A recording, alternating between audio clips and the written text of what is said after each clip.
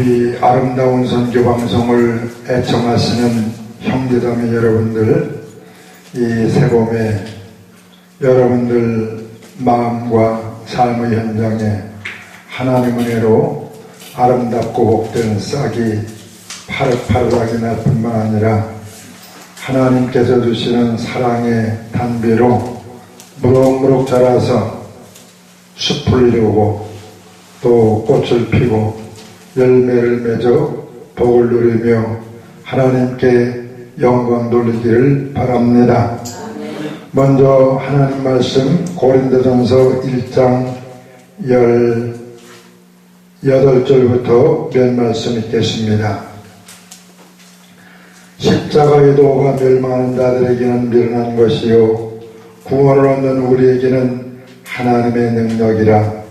기록된 바 내같이 있는 자들의 지혜를 멸하고 총명한 자들의 총명을 폐하리라 하였으니, 지혜 있는 자가 어디 있느뇨? 선비가 어디 있느뇨? 이 세대의 변사가 어디 있느뇨? 하나님께서 이 세상의 지혜를 미련케 하신 것이 아니뇨?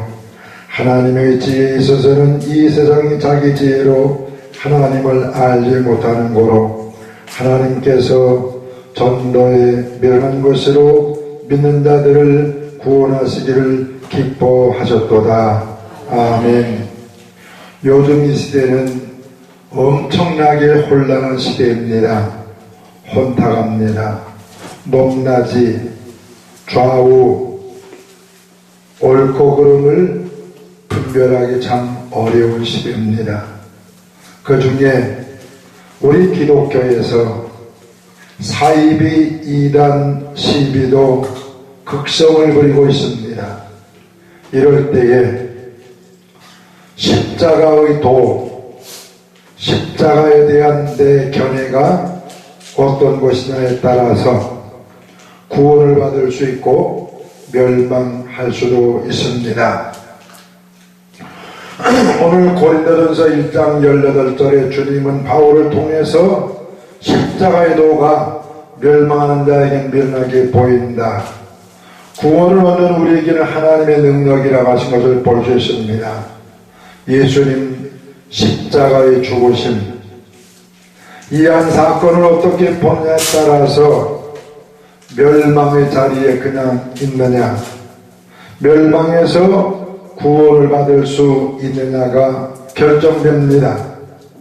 멸망하는 사람들은 예수님의 십자가의 죽으심을 미련하고 헛된 것이라고 봅니다. 그러나 구원을 얻는 자들에게는 예수님의 십자가의 죽으심을 하나님의 사랑, 하나님의 섭리, 하나님의 능력, 하나님의 계획으로 봅니다. 그래서 그 옛날 예수님이 십자가에 못 박혀 죽으실 때 사람들이 어떠했는가를 먼저 쭉 살펴보도록 하십시다. 멸망하는 사람들은 예수님과 예수님의 죽으신 십자가에 대해서 어떻게 보았습니까? 예수님의 말씀을 알아듣지를 못했습니다. 그 한대로 엘리 엘리 라마 사박다니, 번역하면 나의 하나님 나의 하나님 어째 나를 버리셨나이까, 이 뜻인데, 예수님의 말씀을 들은 그 많은 사람들 중에는 엘리야를 저가 부른다, 엘리야가 와서 구원해 하나 보자, 예수님 말씀을 못 알아들었어요. 예수님 말씀을 왜곡했습니다. 그러나 조롱하며 모욕하는 사람들이 엄청나게 많았다고 마가복음 15장, 누가복음 23장에 말씀을 했습니다. 오늘날도 예수님의 말씀, 예수님 십자가의 죽으심의 본질을 제대로 알지 못하고 속단해서 멸망의 자리에서 허덕이는 사람들이 많이 있다는 사실이에요. 그런가 하면 구원 얻는 자들의 견해가 있습니다. 마태복음 27장 54절이나 마가복음 15장 39절을 보면은 몇몇 사람들은 그 되어지는 일들을 보고 저분은 진실로 하나님의 아들이었다. 예수님이 죽으시는 모습, 예수님이 죽으실 때 천지간에 일어난 그 표나 이런 것을 다 보면서 하나님의 아들이었다고 고백을 합니다. 누가복음 23장 47절에 보면 백부장은 하나님의 아들이심을 알고 깨닫고 하나님께 영광을 돌렸다고 합니다. 누가복음 23장 39절로 43절에 보면 대조적인 기사가 나와요. 예수님이 십자가에 못 박혀 고난을 당할 때 강도 한 사람, 행악자 한 사람이 좌우에 달려 있었지요. 달린 행악자 중에 하나 하는 말이 내가 그리스도가 아니냐? 너와 우리를 구원하라. 이렇게 조롱을 하며 멸시합니다. 그러나 한 사람은 그 예수님을 조롱하는 사람을 꾸짖고 자기 자신의 죄를 인정하고 예수님, 당신의 나라가 임할 때에 나를 기억하소서 그렇게 부탁을 합니다. 행악자는 예수님의 십자가 죽음을 미루는 것으로 보았어요. 결국은 여전히 멸망의 길에서 허덕입니다. 다른 하나는 예수님 십자가의 죽음을 하나님의 능력으로 보았습니다. 하나님의 섭리, 하나님의 뜻, 하나님의 사랑, 하나님 은총으로 예수님이 대속의 제물로 죽으시는 것을 보았다는 말입니다.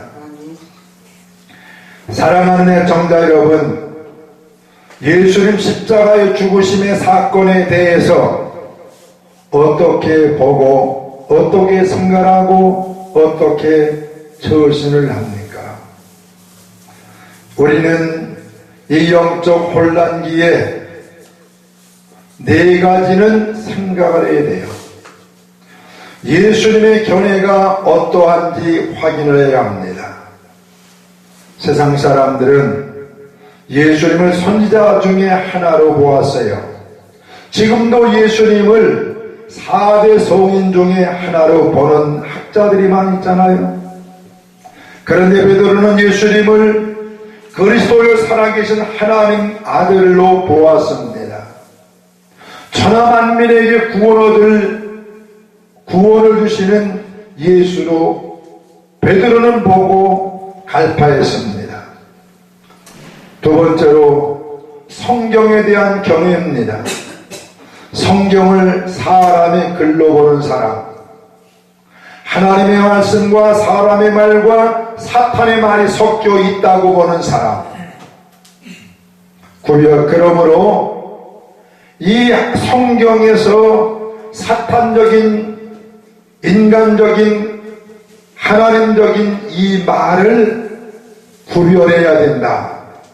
그래서 성경을 갈기갈기 찢는 그런 엉뚱한 사람들도 있습니다.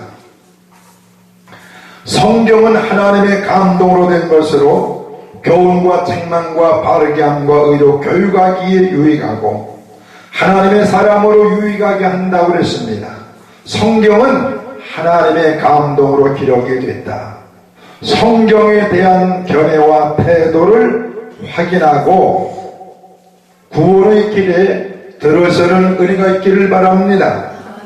세 번째로 구원에 대한 견해, 사회 구원을 외치는 사람들, 정치 구원을 외치는 사람들, 사람들을 물질적 빈곤에서 구원, 현실적인 것을 가르치며 강조하는 민중신학을 비롯한 신신학자들이 있습니다. 그러나 전통적인 기독교는 전인 구원, 영혼이 구원되고 육신도 구원되고 모든 것이 구원되어야 할 것을 성경은 말하고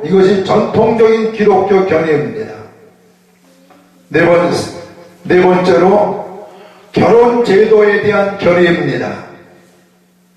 하나님의 창조 질서를 따르는 유무에 달려 있어요. 한 남자와 한 여자가 만나 결혼을 하고 함께 사느냐, 그런가 하면 동성 합혼을 하고 사느냐, 이런 풍조와 사상에 대한 견해가 중요합니다. 갈라디아서 1장 7절에 다른 복음은 없다고 분명히 말씀을 했어요. 결론적으로 예수님의 십자가 못 박혀 죽은 것에 대한 견해를 확인하기를 바랍니다. 예수님의 십자가 죽음엔 하나님의 사랑, 능력, 은총이 담겼습니다. 예수님이 십자가에 못 박혀 죽은 것이 눈에 밝게 보이지 않느냐고 주님은 바울을 통하여 갈라디아 교회 성도들에게 질문했듯이 예수 그리스도의 죽음이 눈앞에 분명히 보이는데 여기에 대한 이에 대한 견해와 태도가 어떠냐가 중요합니다. 예수님에 대한 견해, 성경에 대한 견해, 구원에 대한 견해, 결혼제도에 관한 견해가 우리 삶을 불행으로 행복으로, 멸망에서 구원으로 좌우하는 기포리 테니만큼 아무쪼록 십자가 사건, 성경, 결혼제도, 구원에 대해서 분명히 성경적인 입장을 취함으로 하나님이 주시는 선물, 은혜와 복을 받고 하나님께 영광을 돌리고 은혜로운 나날 삶을 이어져 나가기를 주의 이름으로 축원합니다. 감사합니다.